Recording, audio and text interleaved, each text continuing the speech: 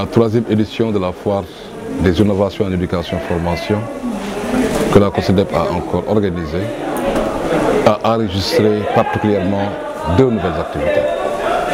C'est d'abord le parrainage d'enfants vulnérables par des leaders et autorités pour soutenir ceux qui ont plus de difficultés et veiller à ce que la solidarité puisse être de mise dans l'accompagnement de tous les enfants, notamment les plus vulnérables. Mais la deuxième activité nouvelle, c'est justement la présente nuit du droit à l'éducation.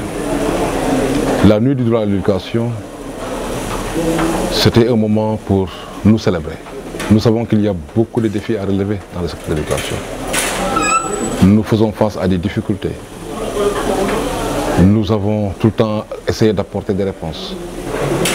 Mais nous oublions souvent de nous célébrer. Parce que quelque part, chaque catégorie d'acteurs est en train d'essayer. Et il est important que de par la pédagogie positive, qu'on puisse identifier des acteurs modèles, des institutions modèles, les porter à l'attention des Sénégalais et espérer avoir un effet d'entraînement. C'est cela qui a fait que cette première édition a eu à décerner des prix à une quinzaine de structures ou de personnalités sur 5 catégories.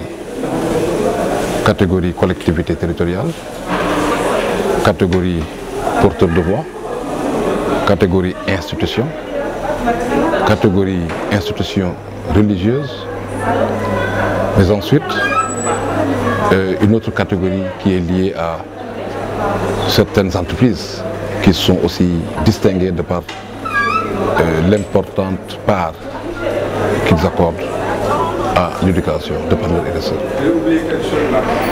Nous avions donc pensé qu'il fallait, à l'image d'autres secteurs, avoir une nuit qui soit dédiée à cette célébration pour pouvoir identifier, mettre le doigt sur les innovations, mettre le doigt sur des acteurs modèles et les amener évidemment à ce qu'il y ait l'effet d'entraînement requis pour que toutes les collectivités territoriales puissent accorder une importance, par exemple, à l'accompagnement de l'éducation et de la formation.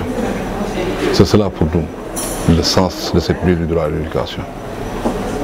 Mais nous considérons que ce qui est essentiel aussi, c'est qu'il y ait un dispositif de suivi, justement, qui nous permettrait de continuer à être en lien avec ces modèles qui ont été célébrés. Et c'est ça qui ferait évidemment que notre système éducatif va travailler à ce qu'il y ait une forte solidarité autour des enjeux, autour des défis, parce que nous le savons, chaque partie prenante a un rôle important, mais chaque partie prenante a besoin d'une certaine complémentarité pour que des résultats soient probants. Donc voilà un peu le sens. Nous voudrions en profiter pour remercier toutes ces autorités d'avoir accepté qu'on les mette en avant. Nous pensons particulièrement au Khalife général des Mourides, qui, quand il a eu écho de cette initiative, a prié pour nous, nous a encouragés, a indiqué une délégation, une forte délégation qui est venue nous rencontrer, nous a même soutenus matériellement. Je crois que cela est source de motivation.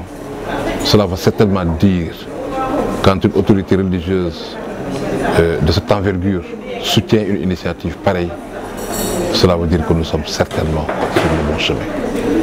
Nous voudrions que cette nuit puisse être pérennisée et donner rendez-vous à tous les Sénégalais, qu'on puisse continuer à nous challenger pour que chaque année, que le maximum d'autorités, le maximum de personnalités, le maximum de citoyens puissent être inscrits sur le tableau d'honneur de la COSYDEP. Et nous travaillons dans ce sens des questions assez complexes pour lesquelles nous avons encore des difficultés à trouver solution. Nous avions, vous vous rappelez, toujours prôné le financement innovant. Nous pensons qu'il nous faut aujourd'hui travailler à aussi compter sur des initiatives novatrices, sur d'autres sources de financement pour pouvoir adresser et lever tous les obstacles qui nous empêche d'avoir un système éducatif qui soit suffisamment inclusif, qui soit performant et qui soit résilient.